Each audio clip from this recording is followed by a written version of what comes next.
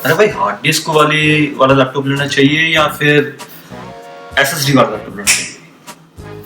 Hard disk वाला तो सस्ता पड़ जाता है। एसएसडी वाला तो वो महंगा है बट वो फास्ट है। भैया मैं कंफ्यूज हूँ यार कि मतलब कि एसएसडी वाला लैपटॉप लूँ या फिर हार्ड डिस्क वाला लैपटॉप लूँ। बजट मेरा इतना है, चाहिए मुझे सब कुछ है। चलिए देखते हैं, आज इस मिथ को हटाते हैं और देखते हैं कि मतलब कौन सा लैपटॉप लेना चाहिए, हार्ड डिस्क वाला या फिर एसएसडी वाला या फिर हाइब्रिड जिसमें दोनों। So let's get the video.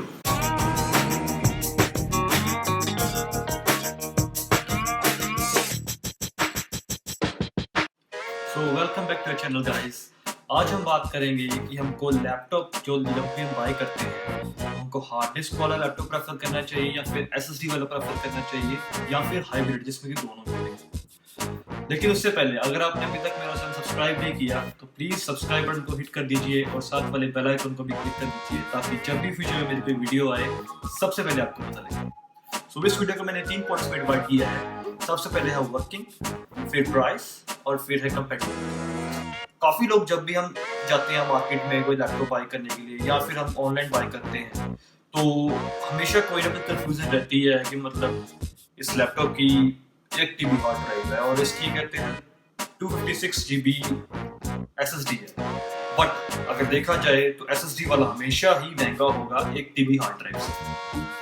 और अगर आपको हाइब्रिड मिल जाए जिसमें कि दोनों है तो फिर उसका प्राइस तो ऑब्वियसली ज्यादा होगा ही। अब यहाँ पर मिथ ही आती है, लोग कहते हैं कि नहीं यार उसका 1 TB है बट ये है कि स्टोरेज ज्यादा मिलेगी हार्ड ड्राइव में, हमें क्या करना है 256 में, ठीक है ना। बट और साथ में सस्ता भी पड़ रहा है ऑब्वियसली। बट ये अपने आज कुछ मिथ्स हटाने हैं और देखते हैं कि मतलब आपको कौन सा लैपटॉप बेटर लगेगा। ओके, सो स्टार्ट करते हैं नंबर 1 वर्किंग से। सबसे पहले हम देखते हैं कि हार्ड ड्राइव और जो है एसएसडी वो वर्क कैसे करती है। नॉर्मली अगर देखा जाए तो बोला जाता है कि हार्ड ड्राइव हमेशा स्लो रहती है जिसको हम एचडीडी बोलते हैं, हार्ड डिस्क ड्राइव है ना, और एसएसडी जिसको हम सॉलिड स्टेट ड्राइव बोलते हैं वो हमेशा फास्ट होती है। पर ऐसा क्यों है, कभी सोचा है? अब यहाँ पर ये आ जाता है कि जो हार्ड डिस्क ड्राइव है ना वो एक सिस्टम की प्लेट होती है, ठीक है। उसके नीचे जैसे हम सीडी होती है, सीडी डीवीडी, वैसी एक मेटालिक प्लेट होती है जिसके ऊपर एक जैसे घड़ी का कांटा होता है वैसे एक पिन होती है। अब इसमें क्या होता है, जो जब भी रीड एंड राइट फॉर्मेट जिसको हम कहते हैं कि जब भी कुछ रीड करते हैं जिसको हम आउटपुट बोलते हैं और हम पढ़ते हैं कुछ या फिर राइट को कुछ स्टोर करते हैं तो फिर वो जो डिस्क वाला चक्कर होता है मैग्नेटिक वो घूमता है, ठीक है। उसके ऊपर जो मैग्नेटिक पिन है उसके साथ रीड एंड राइट सब कुछ होता है।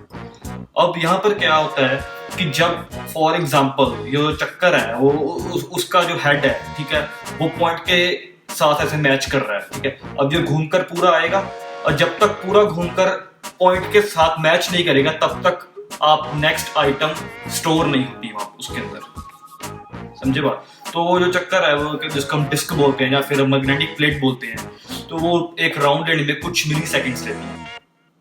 चाहे मिली सेकेंड्स बोलने में बहुत छोटा यूनिट है बट दिक्कत ये है कि मतलब कि मिली सेकेंड्स कुछ ना कुछ टाइम कंज्यूम होता जरूर है।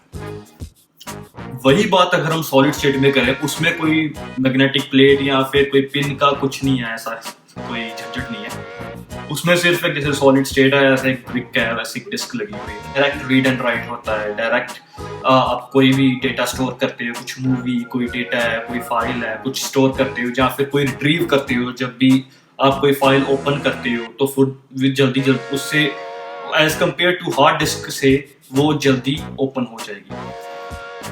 अब यहाँ पर अगर हम देखें कि वर्किंग मैकेनिज्म में क्या दिक्कत आ रही है हार्ड डिस्क की साइड पे कि वो मैग्नेटिक प्लेट घूमती है और घूमने में जब तक वो पॉइंटर के साथ मैच नहीं होती तब तक आपका जो सिस्टम है कुछ राइट नहीं करता, उसके ऊपर कोई डेटा स्टोर नहीं होता। टाइम थोड़ा लगता है बट ये है कि टाइम मिली सेकेंड्स में लगता है, बट जब फाइल्स बड़ी होती हैं फिर वो टाइम ज्यादा कंज्यूम करती है। और जहाँ की बात है एसएसडी की, वहां पर कोई मैग्नेटिक प्लेट की कोई दिक्कत नहीं है।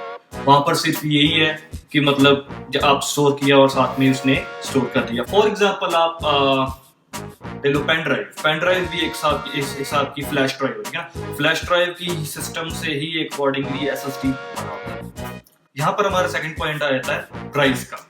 अगर हम यहाँ पर दोनों का कंपैरिजन करें प्राइस के बेसिस पर तो हमेशा SSD जो है हमेशा ज़्यादा महंगी होगी और हार्ड डिस्क जो है वो हमेशा सस्ती होगी। अब यहाँ पर मैंने ऑस्ट्रेलिया में प्राइस का कंपैरिजन किया था हार्ड डिस्क और SSD का, और अगर हम कंपेयर करते हैं तोशिबा कंपनी की जो है हार्ड डिस्क वो ऑस्ट्रेलिया में $70 की मिलती है, $70 की, ठीक है, और जिसके अकॉर्डिंग आपको इंडिया में 3500 के आसपास मिल जाएगी, 3500 के अराउंड।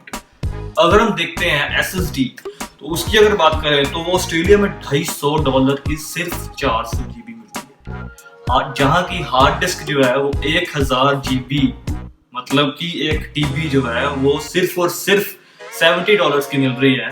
ये SSD जो है वो 400 GB की $250 में मिलती है, जो कि इंडिया के बन जाता है 12,500 के आसपास। तो यहाँ पर अगर आप कंपेयर करते हैं प्राइस के मामले में तो हमेशा SSD ज़्यादा महंगी होगी as compare to hard disk. और अगर आप हाइब्रिड लेते हैं तो ऑब्वियसली नॉर्मल से ज़्यादा ही महंगा होगा लैपटॉप। फॉर एग्जांपल एसस का टफ गेमिंग है, या फिर आप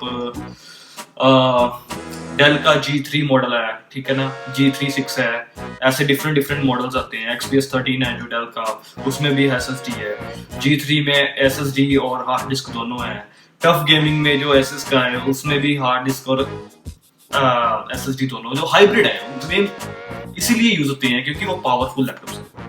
ऑब्वियसली वो 70-80 हज़ार के आसपास होंगे, मैं सस्ते नहीं है। और यहाँ पर हमारा थर्ड पॉइंट आता है एक्सटर्नल कंपैटिबिलिटी का। अब यहाँ हमको पता है कि एक्सटर्नल कंपैटिबिलिटी, अब हमको एक्सटर्नल हार्ड डिस्क मिल जाती है मार्केट में और एक्सटर्नल SSD भी मिल जाती है। ऑब्वियसली आपको पता ही है कि प्राइस के मामले में SSD का रेट हमेशा ज़्यादा होगा और हार्ड डिस्क मेरा हमेशा सस्ती होगी। यहाँ पर डिफरेंस क्या होगा? हार्ड डिस्क लेनी चाहिए अगर हम एक्सटर्नल बाय करते हैं या फिर SSD एक्सटर्नल लेनी चाहिए। अब ये है कि अगर आप हार्ड डिस्क लेते हो तो it's just like a normal storage device. आप सिर्फ मतलब 1000 TB की आप हार्ड डिस्क ले ली, जैसे मैंने आपको बताया कि मतलब 3500 रुपए की आपको हार्ड डिस्क मिल जाएगी जी एक्सटर्नल, उसको सिर्फ प्लग इन किया और just as external storage device use कर लिया। जब आप SSD यूज करते हो that makes a huge difference to your computer system as well. और क्यों नहीं डिफरेंस क्रिएट करेगा?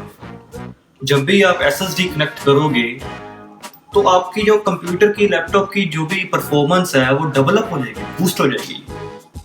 अगर आपका कंप्यूटर जो है 5 मिनट ले रहा है बूट करने में तो वो आधा हो जाएगा, 2.5 मिनट लेगा, होगी ना फास्ट। आपकी कोई फाइल है, अगर आपकी फाइल है कोई है 2-3 मिनट लेती है जो कि खुलने में, ठीक है, या फिर सेव होने में, तो वो आधी हो जाएगी, 2 मिनट की जगह 1 मिनट लगेगा। So that's a difference. और अब यहाँ पर वर्किंग देख के, प्राइस देख के और कंपैटिबिलिटी देख के यहाँ पर बात आ जाती है आपकी प्रेफरेंस पे और बजट पे, ठीक है। 2 चीजें हैं, अगर तो आपको लैपटॉप चाहिए या फिर कंप्यूटर आप डेस्कटॉप सेटअप पूरा बना रहे हो गेमिंग के लिए तो I would definitely go for SSD। अगर आपको चाहिए नॉर्मल स्टडीज के लिए, अगर आप बायो के स्टूडेंट्स हो या फिर आप नॉर्मल इंजीनियरिंग के स्टूडेंट्स हो या फिर कोई आर्ट्स के हो या फिर आपको नॉर्मल ऑफिस वर्क्स के लिए चाहिए, ठीक है ना, ऑफिशियल यूज के लिए, तो आई डोंट थिंक सो कि आपको ज्यादा पैसे खर्च करने की जरूरत है। आई डोंट थिंक कि आपको SSD की जरूरत है। आई थिंक अगर आपका लैपटॉप में 1 TB हार्ड डिस्क भी होगी तो भी आपका काम अच्छे से चल जाएगा, जो कि 50,000 के अंडर ही आपको मिल जाएगा लैपटॉप इंडिया में अच्छा। लेकिन अगर आप कोई डेवलपर है, कोई सॉफ्टवेयर इंजीनियर है, या फिर आप ऑटोकैड में यूज कर रहे हैं, आपकी जो इंजीनियरिंग ड्राइंग्स बना रहे हैं, कोई सिविल इंजीनियर है, कोई भी आप ऐसा सॉफ्टवेयर यूज कर रहे हो जिसमें आपको हार्डकोर प्रोग्राम्स की जरूरत है, जो कि हैवी प्रोग्राम्स हैं, और आपका कंप्यूटर लैग कर रहा है उसमें, you should definitely go for SSD। दूसरे नंबर पे आ जाता है, जैसे कि मैंने आपको बोला है कि बजट। अगर आपका बजट है मैक्सिमम 50,000, 30 to 50,000 के अंदर, then you should go for hard disk computers जिसमें SSD नहीं है, क्योंकि आपको उसमें SSD मिलेगी नहीं। हाँ, आई थिंक Asus का जो टफ गेमिंग है उसमें शायद आपको मिल जाए, क्योंकि अभी डील्स चल रही हैं काफी, but I don't think so कि उसके अलावा आपको कोई मिलेगा 50,000 के अंदर। अगर आपका बजट है 50 to 70 के आसपास, then you should go for 256 GB of SSD and 1 TB of hard drive. अगर आपका बजट है 70,000 के ऊपर, फिर तो कोई टेंशन नहीं है भाई, फिर तो जो मर्जी लो, मजे लुटो। फिर तो आप SSD भी यूज कर सकते हो, हार्ड डिस्क यूज कर सकते हो आप। मेरा कंप्यूटर है, मेरे कंप्यूटर में SSD नहीं है। मैंने लिया था 3 साल पहले, लिया था HP का पवेलियन है, तो इसमें अभी तक हार्ड डिस्क है 1 TB और 8 GB रैम है, अभी तक चल रहा है। आई एम ए डेवलपर, सो अभी तक चल रहा है, कोई दिक्कत नहीं है। अगर आप हार्डकोर गेमिंग करते हो, जैसे कि आप COD खेलते हो, या फिर आप अपनी GTA के फैन हो, या फिर कोई भी गेमिंग वगैरह करते हो, then you should go for SSD, क्योंकि उसमें परफॉर्मेंस बूस्ट आपको मिल जाएगा। So that's it for today's video. I hope आपको कुछ ना कुछ सीखने को मिला होगा और आप थोड़े बहुत नॉलेजफुल हो गए होंगे डिसाइड करने में। मे बी आप थोड़ा कॉन्फिडेंट हो गए होंगे और आप अपना नेक्स्ट लैपटॉप बाय करने वाले होंगे। अगर आपको कोई भी कंफ्यूजन है किसी भी चीज़ की, IT से रिलेटेड, कोई टेक के रिलेटेड, कोई प्रोग्रामिंग लैंग्वेजेस के related, I am a developer, so अपना व्हाट्सएप नंबर नीचे डिस्क्रिप्शन में डाल देता हूँ, आप कभी भी मुझे व्हाट्सएप करके कुछ पूछ सकते हैं। ओके, सो मिलते हैं नेक्स्ट वीडियो के साथ, तब तक के लिए थैंक यू।